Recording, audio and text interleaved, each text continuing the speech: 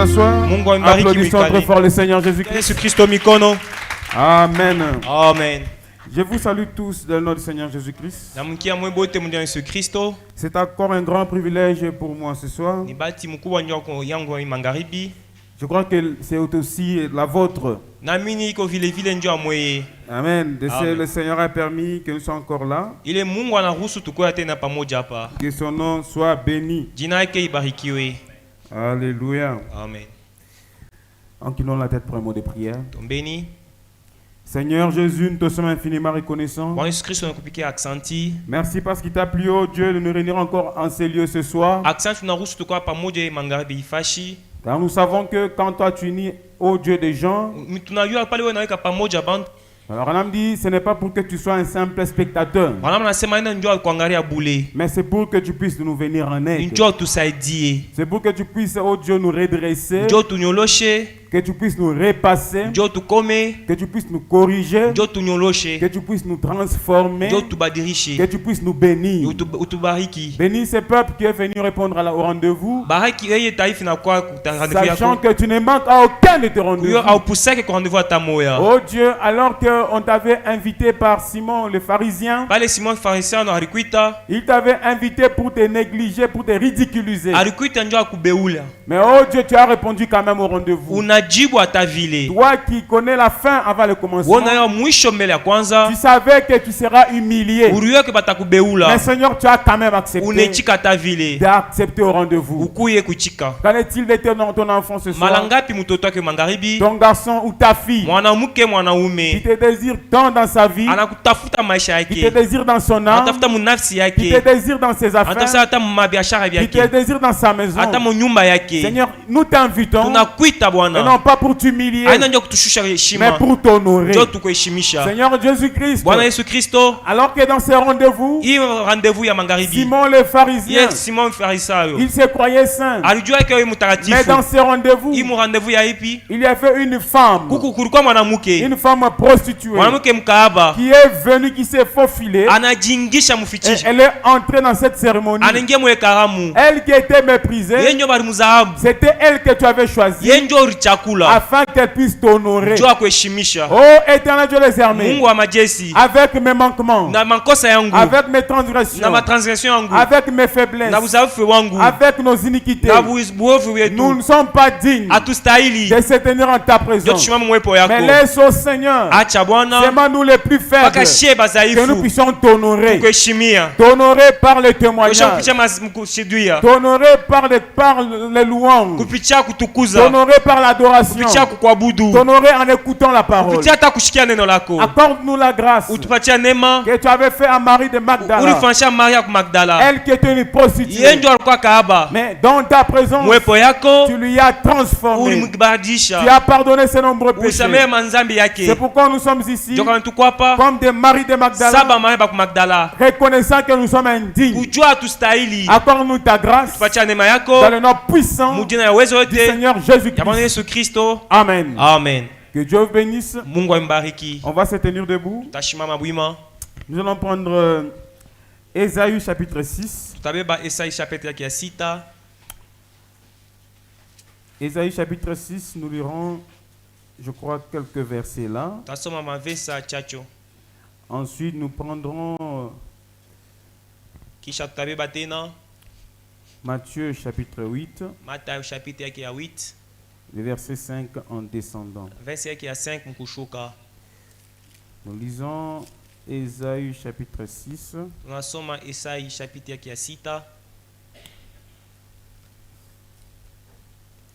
Nous lisons au nom du Seigneur Jésus-Christ.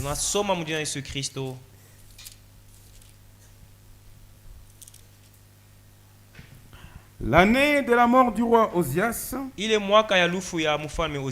j'ai vu le Seigneur assis sur un trône très élevé. Et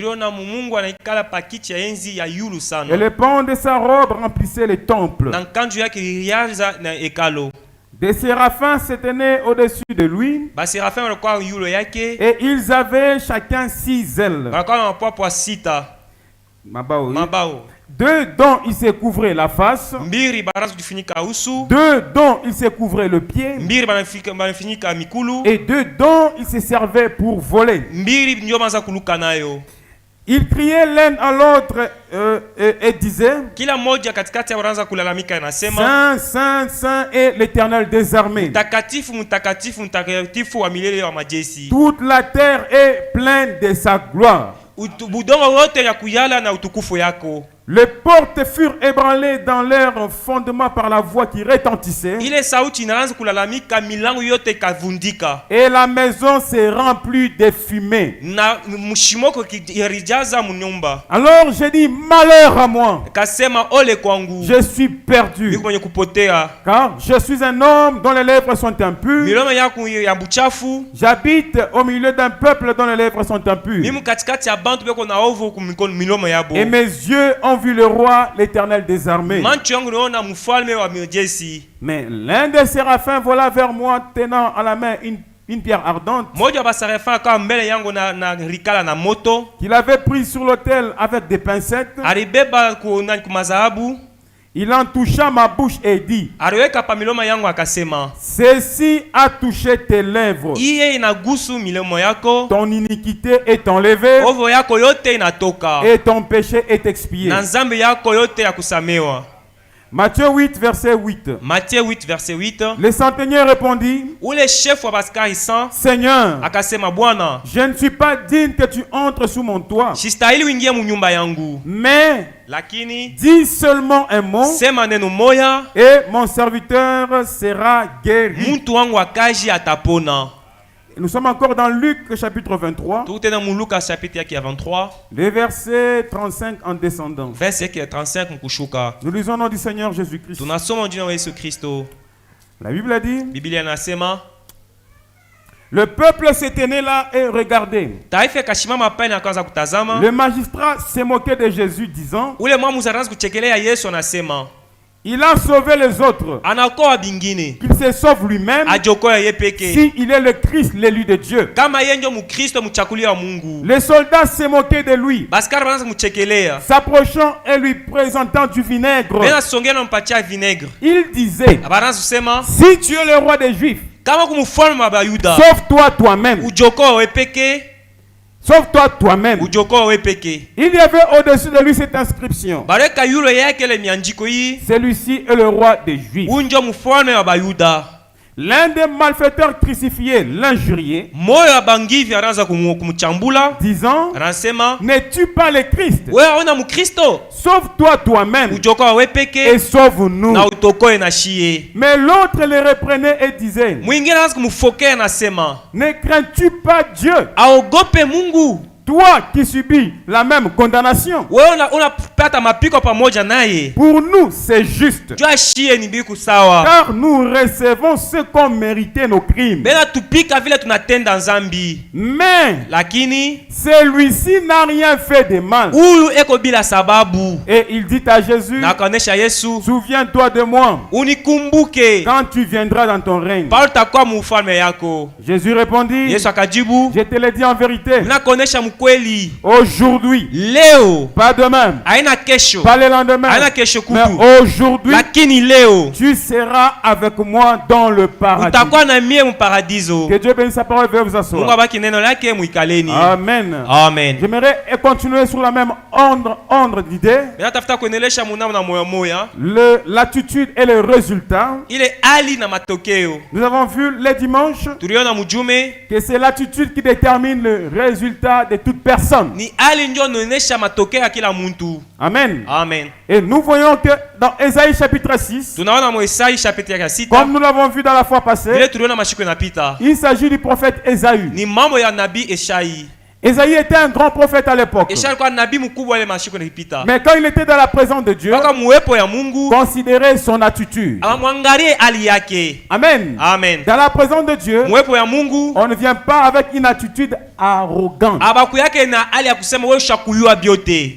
Peu importe comment Dieu t'utilise. Hata vile namna kani Mungu anakutumikisha. Peu importe le nombre de miracles que tu fais. Hata le miujiza unafanyaka. Mais dans la présence de Dieu, mwepo ya Mungu, tu dois te voir kantubule. Unapasha kujiona wabure. Wakati unajiona kantubule, quand tu te vois que tu es nul, on dit kantuchanana. Quelqu'un de nul de vie. C'est alors que Dieu peut t'assister. Dieu pale Mungu anaweza kusaidia. Mais si tu viens dans la présence de Dieu, en te frappant la poitrine, là tu veux corriger Dieu. Unatafuta kunyolosha sasa Mungu. Esaïe a dit malheur à moi. Car mes yeux ont vu le roi. Alléluia. Amen. Malheur à moi. Esaïe a vu qu'il était indigne. Je suis un homme dont les lèvres sont impures. Amen. Amen. J'ai vu au milieu d'un peuple dont les lèvres sont impures. C'est après qu'il eut confessé ses péchés. Il a reconnu ses faiblesses.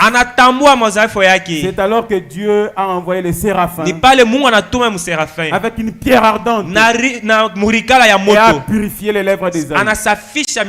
Et cette pierre ardente qui purifie nos lèvres, ton âme, tes pensées, c'est la parole que tu écoutes.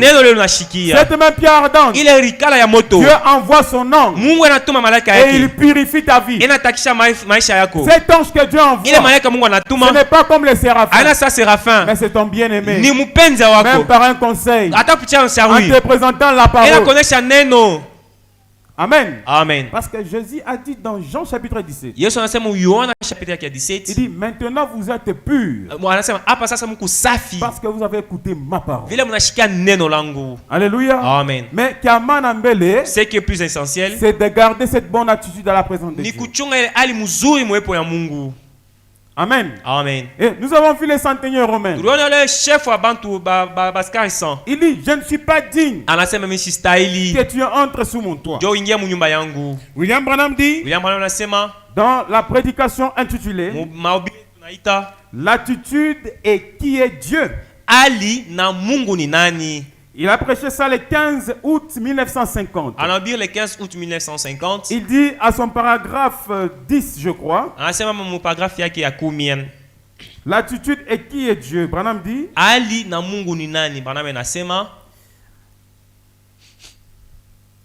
Il dit.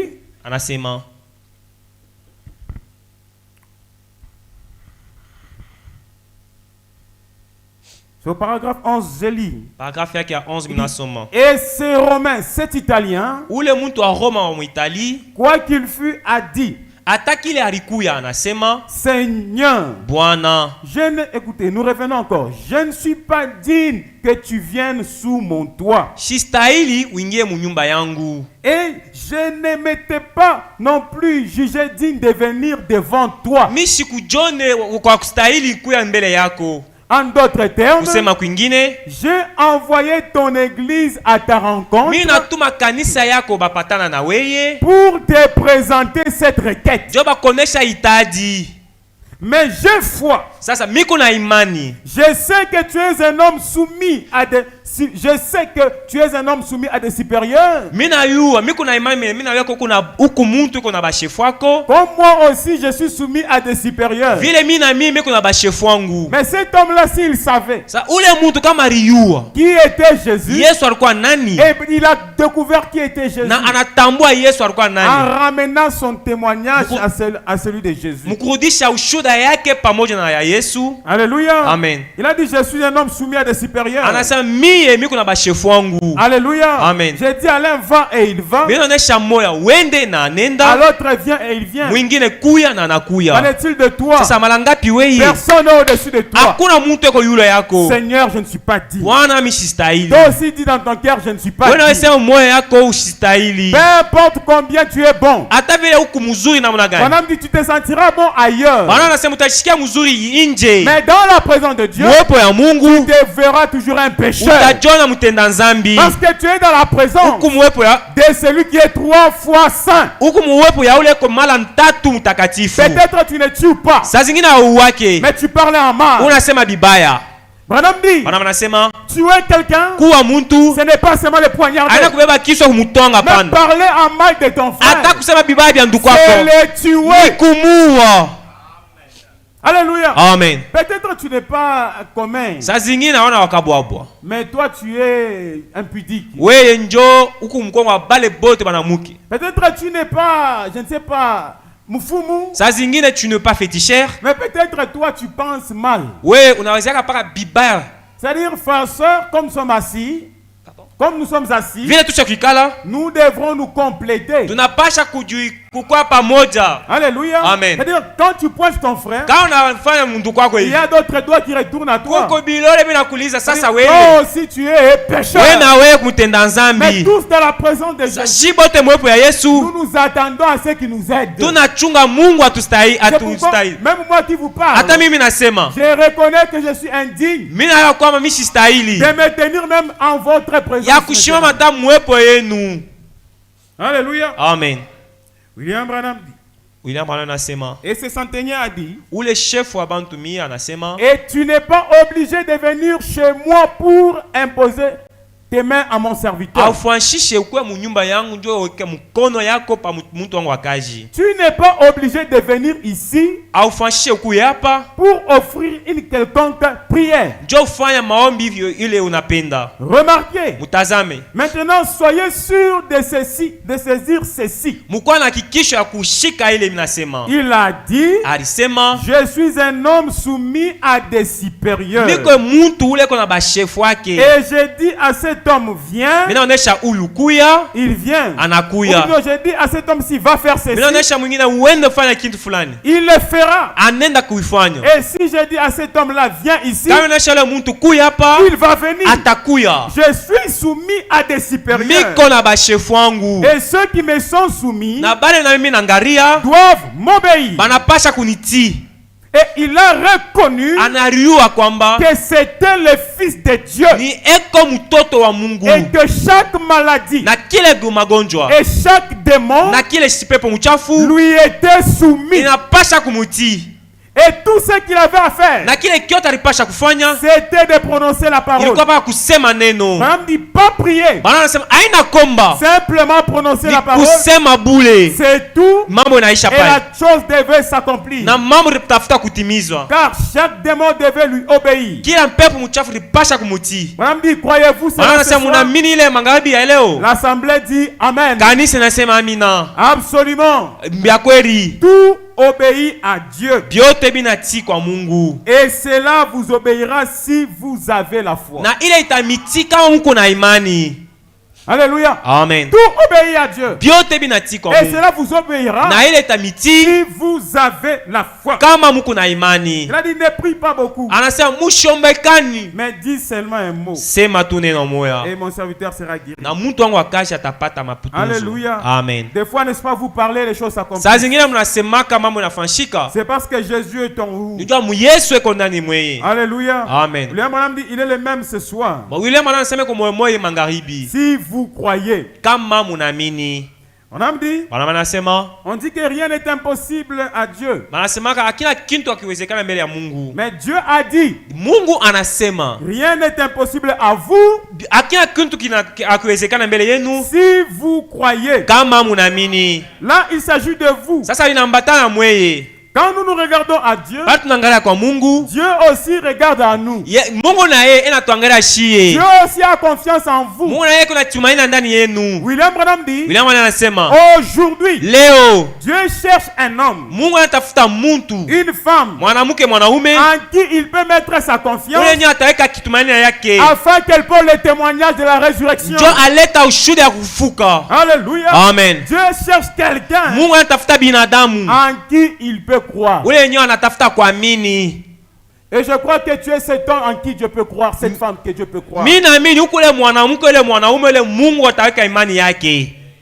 Je ne savais pas que Dieu aussi pouvait croire dans un homme.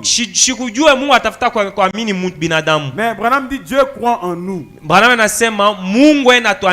C'est-à-dire il a confiance en nous. Il a confiance en toi ce soir. Écoutez ce que Branham dit dans le message Dieu dans son peuple. Il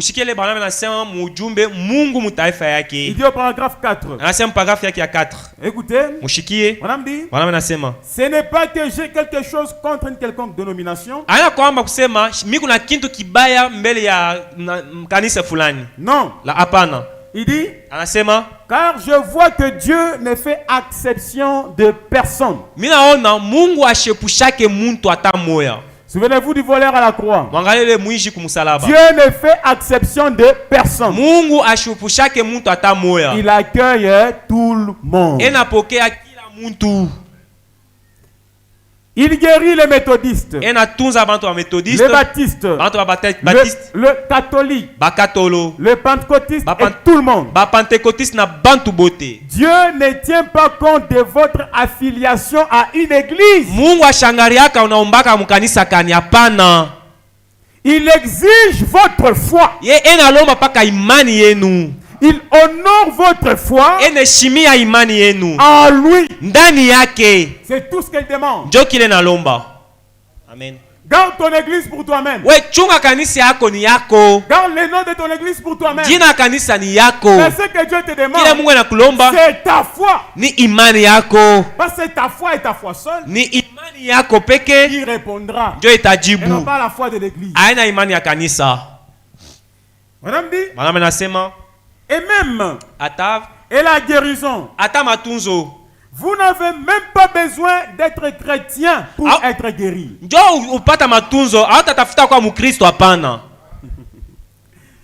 Est-ce que vous croyez là? Madame dit, vous n'avez même pas besoin d'être chrétien pour être guéri.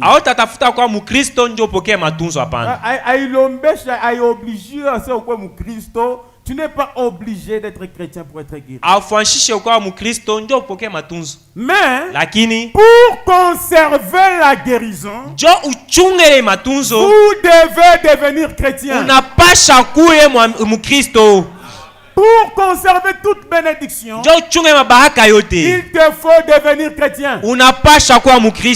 Alléluia. Amen. Tu as reçu quelque chose. Tu dois le conserver. Pour le conserver, tu dois devenir chrétien. Et on devient chrétien quand on reçoit le Saint-Esprit. Je l'ai toujours dit. On n'est pas chrétien parce qu'on vient à l'église. On n'est pas chrétien parce qu'on prêche. On n'est pas chrétien parce qu'on prophétise. On n'est pas chrétien parce qu'on voit les visions. On n'est pas chrétien parce qu'on lit les brochures. Mais on est chrétien parce que le Saint-Esprit est en nous. Parce que chrétien vient de Christ. Et Christ signifie oint. Oint de quoi? De l'Esprit de Dieu. Si tu veux garder la guérison, garder la victoire, deviens chrétien. Un chrétien, c'est le Saint-Esprit en toi. Jésus-Christ en toi. Alléluia. Amen. Et Branham continue. Et comme Jésus a dit, va et ne pêche plus. Sinon quelque chose de pire t'arrivera. Et le prophète continue. Bien des fois, je vois des saints affermis. Amen. Bien des fois, je vois des saints affermis. Des hommes et des femmes qui ont vécu pieusement venir dans la ligne de prière. Mais manquer d'être guéri. Alors que les prostituées dans la rue viennent dans la ligne et sont guéris. Madame dit, cela dépend de votre foi. Alléluia. Amen. Les saints affermis qui prient, qui jeûnent dans la ligne de prière, ils manquent d'être guéris. Mais les prostituées dans la rue, elle vient et elle reçoit la guérison. Laissez-moi vous expliquer. Des fois, tout dépend de l'attitude. Alléluia. Amen. Parce que la prostituée, elle ne connaît pas l'instrument. te connaît pas. Elle a besoin juste de la guérison. Elle n'a pas besoin de ta personnalité ne lui dit rien. Mais elle, quand elle te voit, elle voit c'est l'instrument de Dieu. Alléluia. Amen. Raison pour laquelle des fois des grands témoignages sortent de loin. Parce que ces gens-là ne connaissent pas la personne. Mais ils reconnaissent quand même Dieu dans la personne. Mais des fois nous, qui sommes proches de ces dons, proches même de cette source, des fois nous ne voyons pas parce que nos yeux sont voilés. On se connaît. Je connais sa faiblesse. Je connais les comme ça. Il m'avait dit ceci. Il m'avait fait cela. Et tu manques ta bénédiction. Une prostituée vient à l'église. Elle est venue que ces jours-là, elle reçoit sa guérison. Mais toi, 2 années et des années, tu ne reçois pas ce que tu veux. C'est ton attitude. Ton attitude. Ton attitude devant la parole et devant le don de Dieu, ça détermine ce que tu es et ce que tu seras. Oh, si j'étais à l'époque du temps de Jésus, je devais suivre Jésus. Ton attitude actuelle déterminera et détermine ce que tu serais si tu étais du temps de Jésus. Et ça est déterminé maintenant même. Allais-tu suivre Jésus ou devrais-tu l'insulter comme les autres? Les crucifier comme les autres. Tu as la réponse maintenant même. Parce que Jésus il est le même ce soir. Oh, il est la parole. La parole que tu écoutes. Quelle est ta réponse à la parole? Ton attitude, c'est ce qui déterminera là où tu iras. William Branham dit, quand Jésus viendra, l'attitude dans laquelle il te trouvera, c'est ce qui déterminera ta destination éternelle. William Branham dit, vivez, faites comme si l'enlèvement vient dans la minute qui suit. Alors quelle est l'attitude que tu devais avoir chaque heure, chaque moment, chaque instant? Parce que Dieu vient à la minute qui suit. L'attitude dans laquelle tu es, c'est la montre où tu iras. Voyez les voleurs à la croix. Au dernière heure de sa vie, considérez son attitude devant le Seigneur. Peu importe les nombreux péchés, peu importe les crimes qu'il a fait, Dieu n'a jamais considéré cela. Mais Dieu a considéré l'attitude qu'il avait vis-à-vis de la parole. Et une bonne attitude devant la parole. Et Dieu s'en chargera de tes péchés, de tes manquements, et de tes faiblesses, comme il avait fait pour ses voleurs à la croix. S'il ne le fait pas, il est injuste. Mais Dieu n'est pas injuste. Dieu est juste. Donc ce qu'il a fait hier, il le fera. Alléluia. Amen. Frère Joël, toi tu n'as qu'à défendre la parole. Même si cette parole te condamne, défends-la. Et Dieu te défendra. Alléluia. Amen. Oh frère. Oh nduku. Mais toi tu es Christ. Sauve toi et sauve-nous. Et nous te croirons. Mais l'autre dit, mais mon cher, nous méritons. Mais celui-ci n'a rien fait. Nous avons tué. Nous avons volé. Nous avons violé. Nous avons fait toutes ces choses-là. Mais celui-ci, il n'a rien fait. Et puis il se retourne, Seigneur, souviens-toi de moi. Quand tu reviendras dans ton règne. Les voleurs ont ramené ça loin. Comme toi aussi tu ramènes tes affaires loin. Tes requêtes, tu ramènes ça loin. Des fois parce que tu as tant prié. Et tu ramènes encore cela loin. William Branham dit, c'est à l'heure la plus sombre. Quand vous voyez que ça ne va pas, c'est à ce moment-là que Dieu vient vous assister. Alléluia. Amen. Jésus a dit, ce n'est pas quand je reviendrai, mais aujourd'hui, tu seras avec moi dans le paradis. Quelle joie, mes frères. Lui qui était un voleur. Vous savez, frère, comment est-il monté à la croix? Un voleur. Mais comment est-il descendu? Pas un voleur. Mais il est redescendu comme Christ. Monte ensemble avec Jésus à la croix. Souffre avec lui. Quand tu redescends, tu es comme lui. Alléluia. Amen. Raison pour laquelle, frère, je peux voir ces voleurs à la croix. Pendant que Jésus partait aux enfers, cet homme-là les suivait. Pendant que Jésus allait arracher la clé de la mort, ces voleurs-là suivaient. Parce qu'il fallait que Psaume 24 s'accomplisse. Portes éternelles élevées volontairement, afin que le roi fasse son entrée. Parce que quand Jésus est mort, il est parti dans les séjours des morts, là où il y avait les saints d'autant, et il les a libérés. Mais est-ce que ces voleurs-là, où étaient-ils à ce moment-là? Il était avec Jésus. Parce que Jésus lui avait dit, aujourd'hui tu seras avec moi dans le paradis. Les gens pouvaient dire, mais c'est un voleur. C'est Dieu qui a les derniers mots sur la vie de tout homme.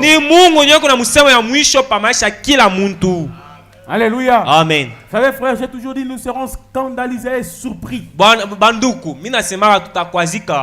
Ce jour-là, le jour de l'enlèvement, tu diras même lui aussi au ciel, tu n'avais pas son âme dans tes mains. Celui qui a l'âme de tout homme, c'est Jésus-Christ.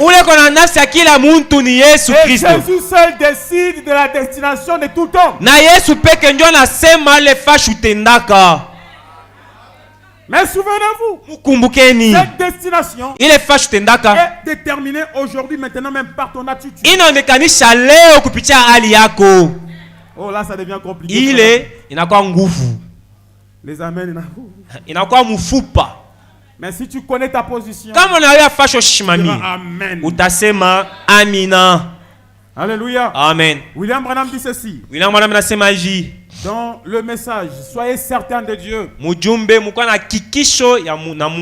le 25 janvier 1959. Le 25 janvier 1959. Branham dit ceci à son paragraphe 20. Il dit, la foi. Imani. La foi accomplira parfois de grands miracles sans toutefois provenir d'un cœur spirituel. D'un cœur d'une personne spirituelle. La foi le fera.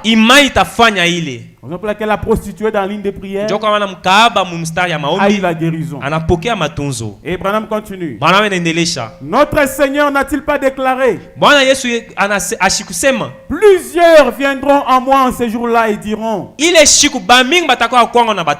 n'ai-je pas fait ceci et cela par ton nom? Et je leur dirai ouvertement, retirez-vous de moi, vous qui commettez l'iniquité. L'iniquité, c'est quoi? C'est quand vous savez faire ce qui est bien et que vous ne le faites pas. Je ne vous ai jamais connu à Jésus.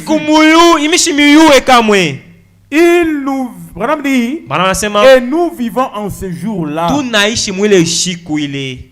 Et il dit au paragraphe 19. Il dit, anasema, des grands biens matériels ne reflètent pas toujours la volonté de Dieu. Kupokea bintu bikubwa bya mwili haina kusema ni mapenzi ya Mungu, hapana. Dieu, Mungu, fait pleuvoir sur les justes et sur les injustes. Mvula ya Mungu inapikaka pa bantu bawaki wala bala bawaki. Mais ce dont le monde a besoin aujourd'hui, ce n'est pas d'une foi illusoire. Illusoire ya kuwaza. Cherchez à vous. C'est ce dont le monde a besoin aujourd'hui. Ce n'est pas d'une foi illusoire. Cherchez à vous séduire avec quelque chose que vous taxez de spirituel. Non. Et William Branham dit, paragraphe 21, ce dont nous avons besoin aujourd'hui, ce n'est pas un tas de choses matérielles. Branham dit, nous possédons cela. Est-ce que vous croyez? Ce dont nous avons besoin aujourd'hui, ce n'est pas d'un tas de choses matérielles. Quoi que nous n'avons pas, Branham dit, nous les possédons. Nous n'avons pas besoin de plus grandes églises.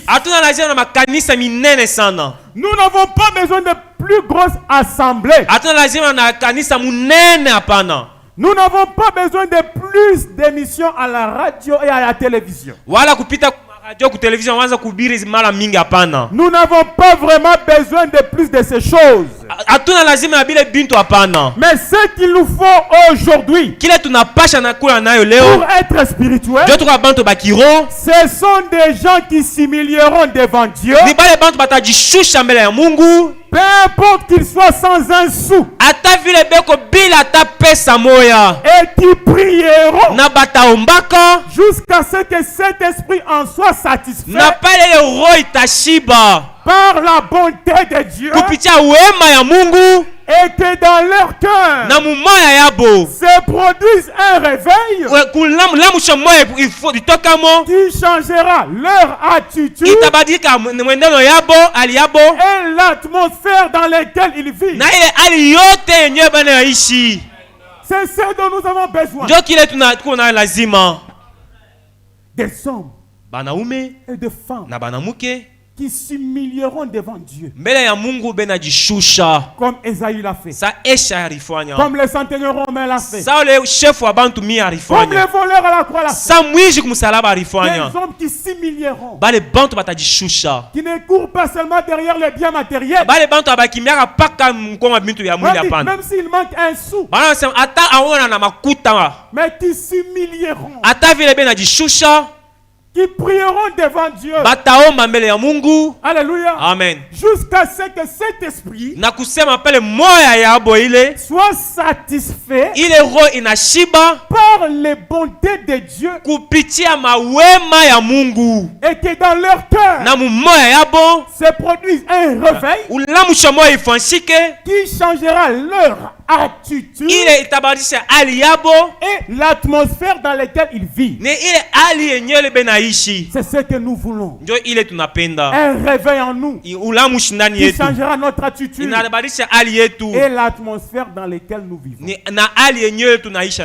Que nous ayons à manger ou pas, mais nous sommes dans cette atmosphère. Que nous ayons l'argent ou pas, nous sommes dans cette atmosphère. Mais ce qui amène cela, ce sont des hommes qui s'humilieront devant Dieu. Qui diront, même si je n'ai pas l'argent, je n'ai pas les biens matériels, mais j'ai Dieu. Et qui prieront, jusqu'à ce que un réveil se passe. Le réveil c'est quoi? Le réveil c'est quoi? C'est la puissance du Saint-Esprit dans le cœur de l'homme, qui enlève en lui tout ce qui n'est pas la parole, et place en lui l'esprit originel qui devait être là, l'esprit de Jésus. C'est ça le réveil. C'est C'est cela que nous voulons. Ndio ile tunapenda. C'est ça que je veux. Ndio ile mimi napenda. Dieu accomplit cela en moi. Mungu atimize ile ndani yangu. Maintenant même. Hapa sasa. Seigneur, je veux cela. Bwana mimi natafuta ile. Seigneur, je désire cela. Bwana mimi natafuta ile. J'aspire à cela. Bwana mimi nakimbilia kuile. Refuse-moi toutes les choses. Unikatalia byote. Ne me refuse pas le reste. Usinikatalia ulamushu. Alléluia. Amen. Oh, gloire au Seigneur Jésus. Utukufu kwa Bwana Yesu Kristo. Voilà l'essentiel. Njoki ya bei. Qui ouvre toutes les portes. Inafungula milangu yote. Lorsque le réveil est en toi. Pale ulamushu ko ndani yako. Oh frère, si le réveil est en toi. Ndugu kama ulamushu ko ndani yako. Tu diras comme le Bodi Robinson. Tasema sa muzee Bodi. Il dit. Atasema. Toi le millet, va là-bas. We nani maminji kwenda kule. Le maïs, les champs. We minji byote wende kule. Je vais m'allonger ici. Talala hapa. Je vais prier. Nitaomba. Je prierai. Nitaomba. Je prierai. Nitaomba. Jusqu'à ce que. Na pale. Il me donne le Saint-Esprit. Anipatia Roho Mtakatifu. Si il me les donne pas, kama ashinipatia quand il reviendra, pala tarudiaka, il trouvera mes os. Mifupa yangu atakutanisha hapa. Un homme, une femme déterminée. Jo mwanamke mwanaume kubeba mipango. Qui connaît anayua la chose la plus glorieuse. Kintu kia uwezo kia nguvu kia bei. D'avoir ce Christ en vous. Ni kupokea ule Kristo ndani yenu. Et c'est pour ça que nous sommes ici, frères. Jo kwa ile tu kwa hapa banduko. Dans la prédication tunaweza kuhubiri. On peut prêcher 1001 fois. Tunaweza kuhubiri utapata makuta. Oh, tu auras de l'argent. Tu vas aller aux États-Unis. Tu vas recevoir. C'est bien. Ni mzuri. Mais si on ne te parle pas de Christ en toi, kama bakonesha mambo ya Kristo ndani yako, nous t'amenons en enfer. Mbalabala yako ni mugeena. Parce que Jésus a dit, Yesu anasema, en ce jour-là, ile siku ile, je leur dirai, taboneshaka, je ne vous ai jamais connu. Mishimiyue kamwe. Mais j'ai prêché. J'ai fait des miracles. J'ai payé des voitures. J'ai aidé les pauvres. Oui, c'est bien. Même les païens le font. Madame dit la foi accomplira même des grands miracles sans toutefois provenir d'un cœur spirituel. Elle fait de voir les visions et nous aveugle pas. Le fait de danser en esprit et cela ne nous aveugle pas. Nous devrons ouvrir les yeux et regarder à l'objectif que ce Saint-Esprit Yesu Kristo ndani yetu. Voilà l'espérance de la gloire. Alléluia mes frères. Amen banduku. Alléluia mes frères. Amen banduku. Alléluia. Alléluia. La bénédiction de ton frère. Baraka ya ndugu wako. C'est ta bénédiction. Ni baraka yako. Réjouis-toi de cela. Ufurahi njoo ile. Même si tu ne reçois encore rien. Hata upokee kitu. Yua kwamba siku Mungu aliwezi kupatia nayo. Sasa mkuchunga. Continue à fléchir. Uendelesha pa kutonga magoti. Ujishushe. Demande à Dieu. Ombe Mungu. Change d'abord ton attitude. Abacha mbele hali yako. Une fois l'attitude sera changée, c'est-à-dire l'atmosphère, c'est ce qui crée le résultat. Alléluia. Amen. La verge d'Aaron, dans l'atmosphère de la gloire de la Shekinah, elle a porté des fruits sans racines, sans de l'eau.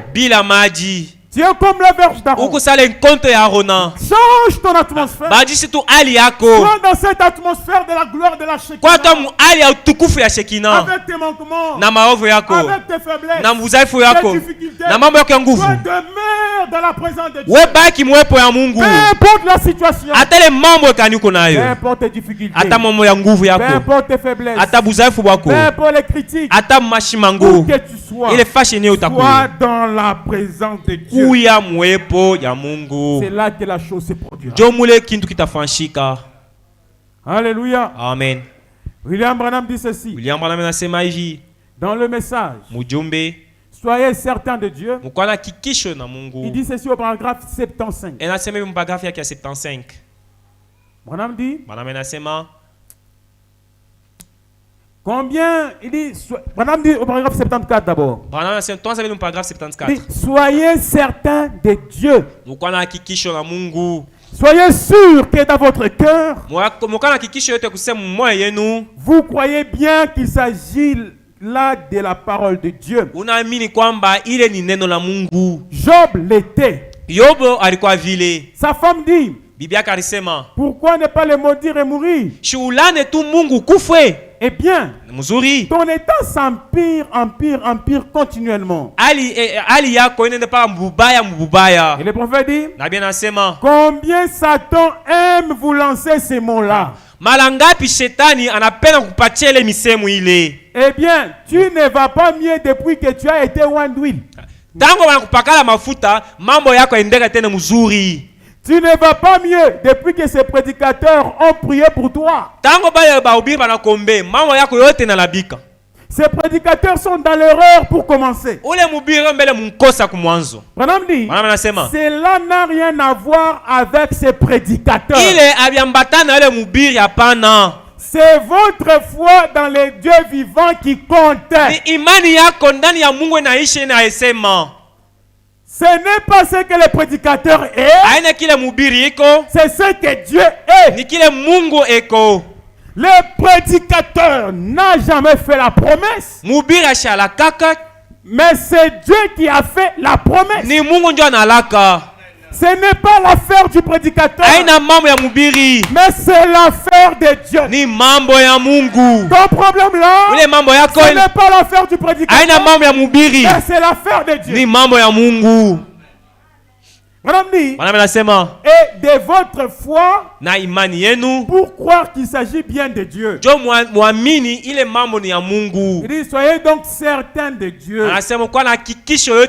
Soyez certains qu'il s'agit de Dieu. Que c'est la parole de Dieu. Et que Dieu est dans sa parole. Est-ce que vous êtes certain de Dieu? Qu'il s'agit de Dieu. Est-ce que vous croyez que l'attitude produit les résultats?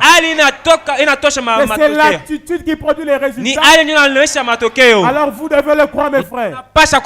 Et l'atmosphère dans laquelle vous vivez, cela est produit en vous par une vie d'humilité et de patience. Voilà, ce sont des hommes et des femmes que nous cherchons. Ils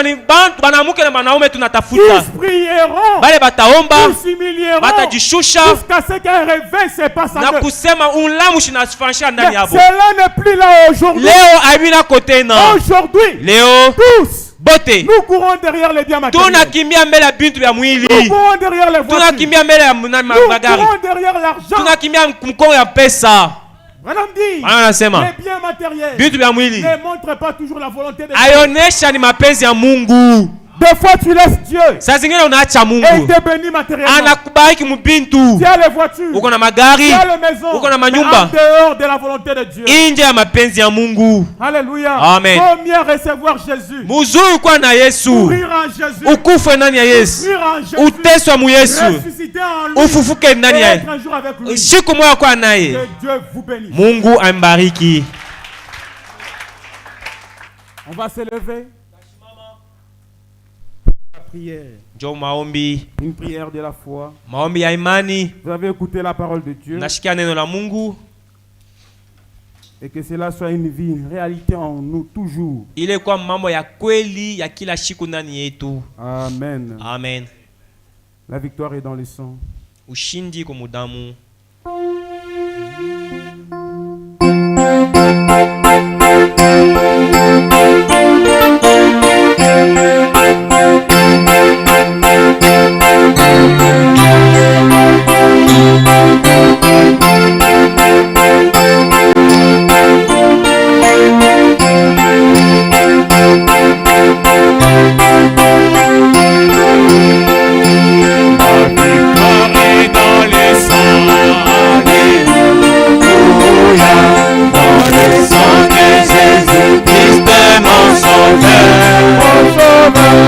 La victoire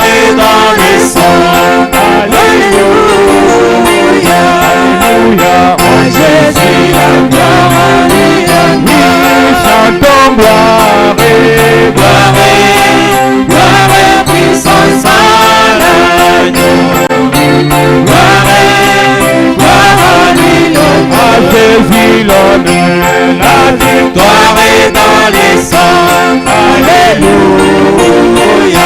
Alléluia. À Jésus la gloire, à lui l'honneur. Gloire et puissance à l'agneau. À Jésus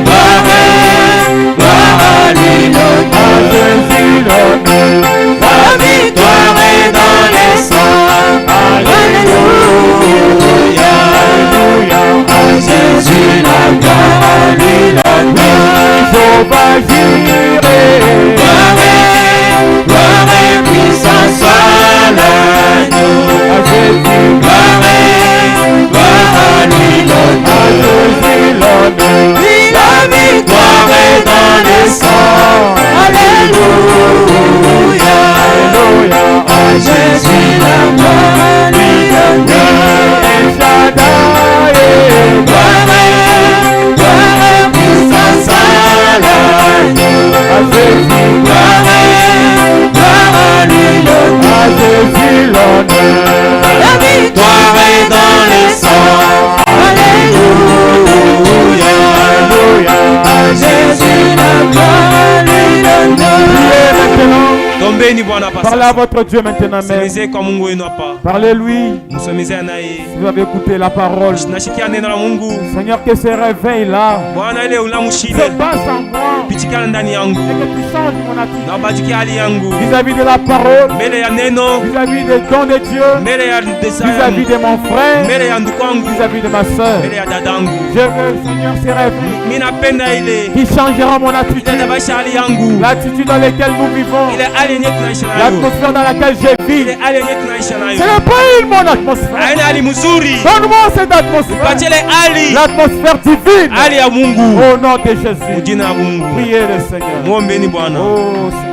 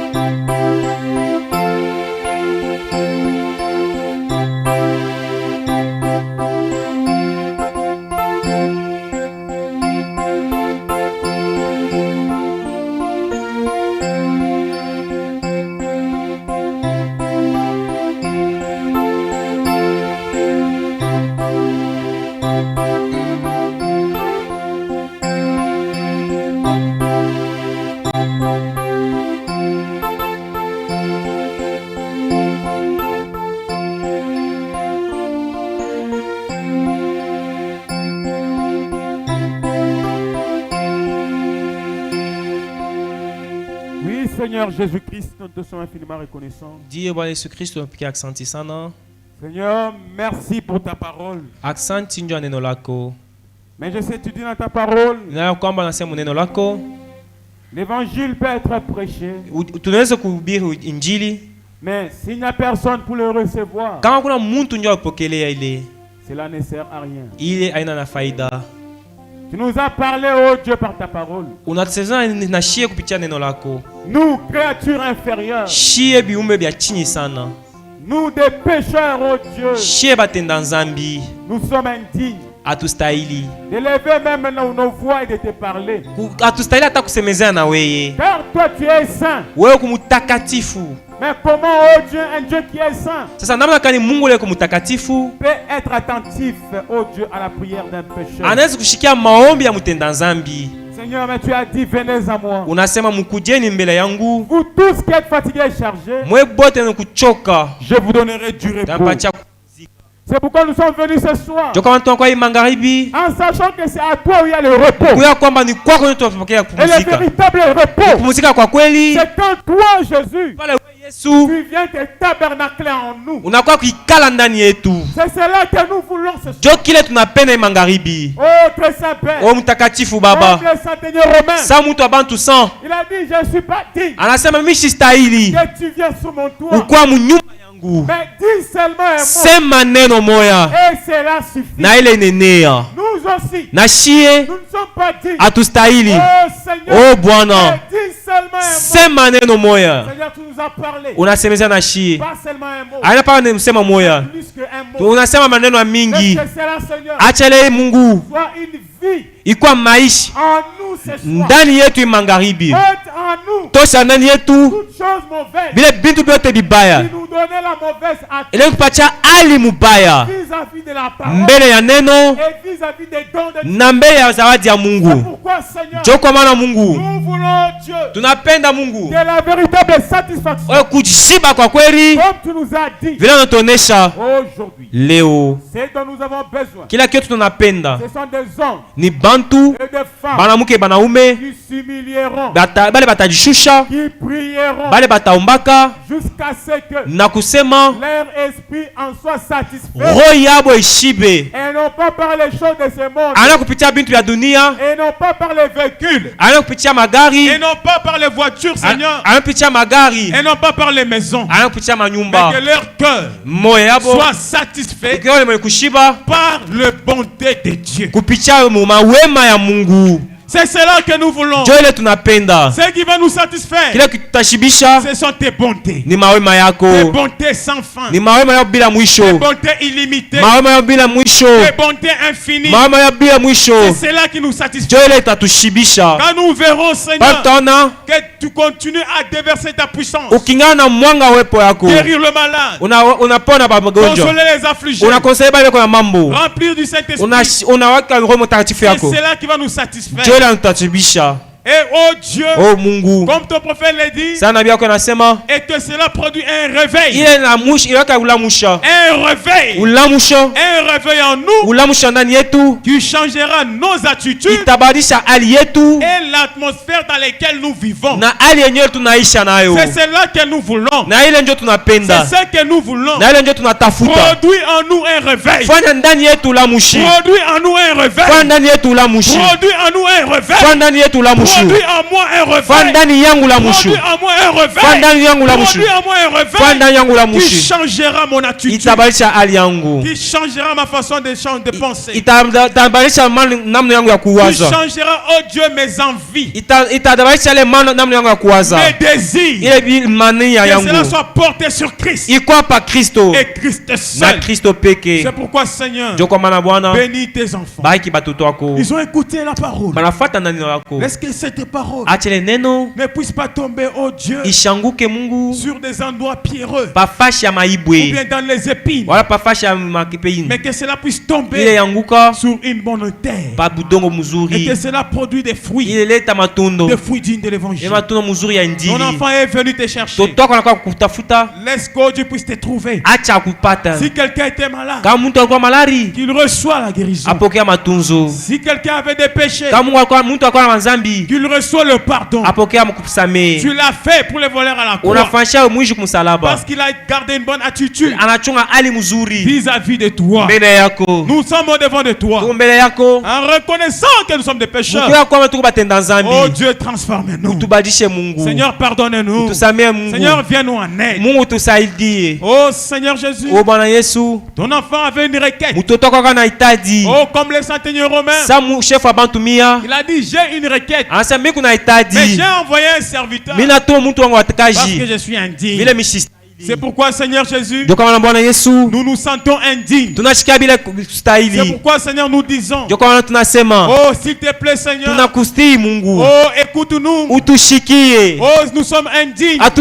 Mais tu dis dans Romains 8, le Saint-Esprit intercède pour nous, car nous ne savons pas des fois ce que nous devons demander dans nos prières, alors que nous sommes indignes. Est-ce que toi, Saint-Esprit, que tu t'occupes de nos affaires? Occupe-nous, oh Dieu. Donne-nous l'essentiel. Nous pouvons demander, mais nous ne demandons pas souvent l'essentiel. Est-ce que toi, Saint-Esprit, demande pour nous l'essentiel? Car nous sommes indignes.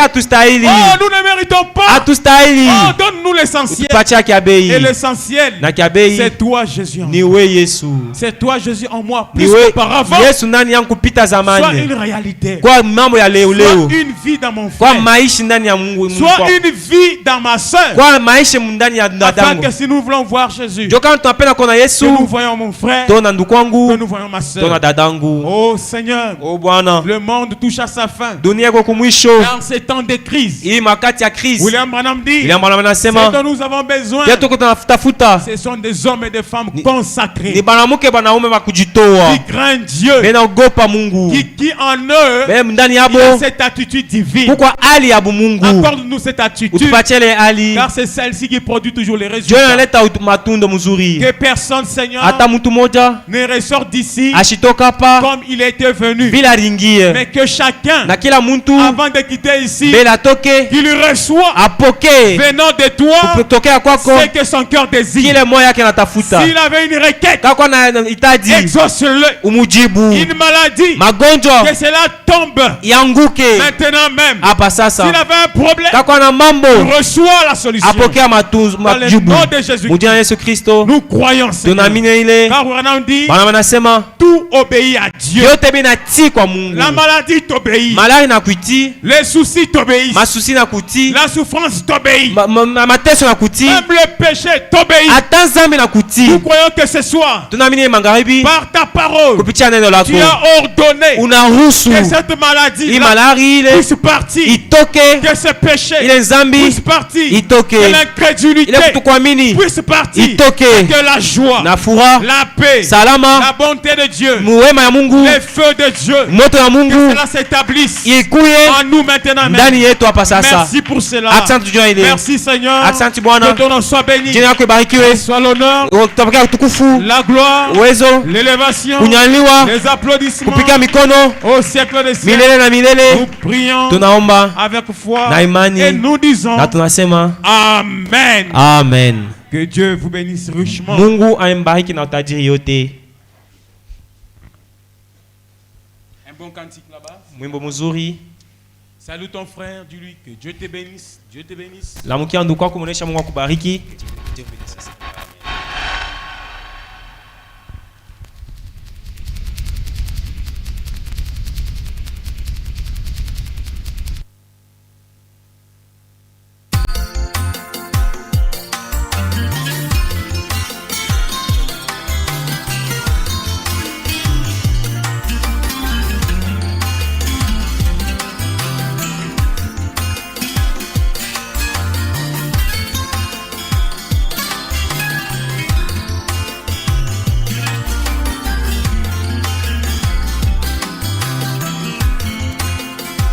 Rien dans ce monde ne pourra nous séparer de l'amour de Christ, lui notre sauveur. Que les jours passent comme le vent Tant que Jésus vit, nous croirons toujours qu'il y a un pays au-delà des étoiles et un glorieux jour, nous irons là-bas.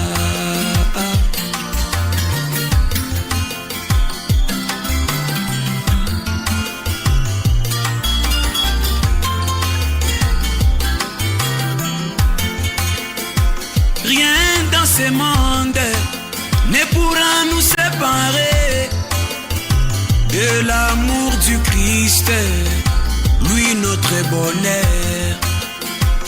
Que les jours passent comme le vent, tant que Jésus vit, nous croirons toujours qu'il y a un pays au-delà des étoiles et un glorieux jour, nous irons là-bas.